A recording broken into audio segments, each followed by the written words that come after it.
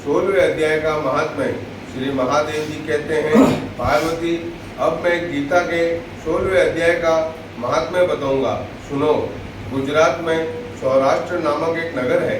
वहाँ खड़गबाहु नाम के राजा राज्य करते थे, जो दूसरे इंद्र के समान प्रतापी थे। उनके एक हाथी था, जो मद बहाया करता और सदा मद से उन्मत्त रहता था। उस हाथी का नाम हरिमर्दन था। एक दिन रात में वह हठात सांकलों और लोहे के खंभों को तोड़ फोड़कर बाहर निकला। हाथीवान उसके दोनों ओर अंकुश लेकर डरा रहे थे, किंतु क्रोधवश उन सब की अवहेलना करके उसने अपने रहने का स्थान हथिसार को ढहा दिया। उस पर चारों ओर से भालों की मार पड़ रही थी, फिर भी हाथीवान ही डरे हुए थे। हाथी को तनिक भी भय नहीं होता था। इस कौतूहलपूर्ण घटना को सुनकर राजा स्वयं हाथी को मनाने की कला में निपुण राजकुमारों के साथ वहां आए।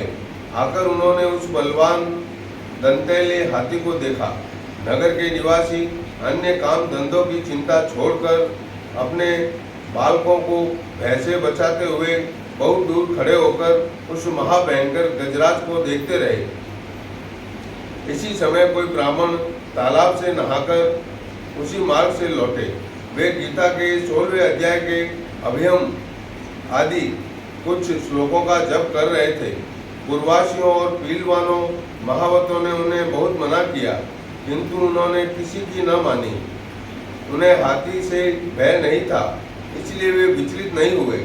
उधर हाथी अपने फुटकार से चारों दिशाओं को व्याप्त करता हुआ लोगों को कुचल रहा था। वे ब्राह्मण उसके बहते हुए मद को हाथ से छूकर कुशल पूर्वक निर्भयता से निकल गए।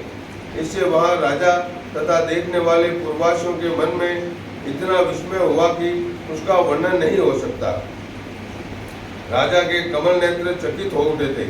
उन्होंने ब्राह्मण को बुला सवारी से उतारकर उन्हें प्रणाम किया और पूछा, ब्राह्मण, आज आपने यह महान अलौकिक कार्य किया है, क्योंकि इस काल के समान भयंकर गजराज के सामने से आप सकुशल लौट आए हैं। प्रभु, आप किस देवता का पूजन तथा किस मंत्र का जप करते हैं, बताइए, आपने कौन सी सिद्धि प्राप्त की है? ब्राह्मण ने कहा, राजन, मैं प्रतिदिन गीता के 16वें अध्याय के कुछ श्लोकों का जप किया करता हूँ, इसी से ये सारी सिद्धियाँ प्राप्त हुई है। श्री महादेव जी कहते हैं, तब हाथी का कौतूहल देखने की इच्छा छोड़कर राजा ब्राह्मण देवता को साथ लेकर अपने महल में आए। वहाँ शुभ मुहूर्त देखकर 1 लाख स्वर्ण मुद्राओं की दक्षिणा दे उन्होंने ब्राह्मण को संतुष्ट किया और उनसे गीता मंत्र की दीक्षा ली। गीता के 16वें अध्याय के अभ्यम आदि कुछ श्लोकों का अभ्यास कर लेने के बाद उनके मन में हाथी को छोड़कर उसके कौतुक देखने की इच्छा जागृत हुई। फिर तो एक दिन सैनिकों के साथ बाहर निकलकर राजा ने हाथीवानों से उसी मत गजराज का बंधन खुलवाया। वे निर्भय हो गए। राज्य के सुख विलास के प्रति आदर का भाव नहीं रहा।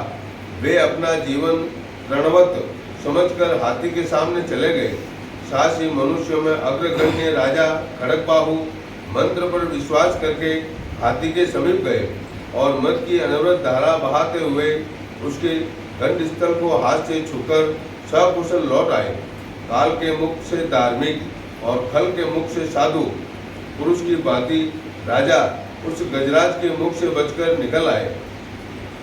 नगर में आने पर उन्होंने अपने राजकुमारों को राज्य पर अभिषिक्त कर दिया तथा स्वयं गीता के 16वें अध्याय का पाठ करके परम गति प्राप्त की। श्री कृष्ण गोविंद हरे मुरारी, हे नाथ नारायण वासुदेवा। श्री कृष्णाय नमः। ओम नमो भगवते वासुदेवाय नमः।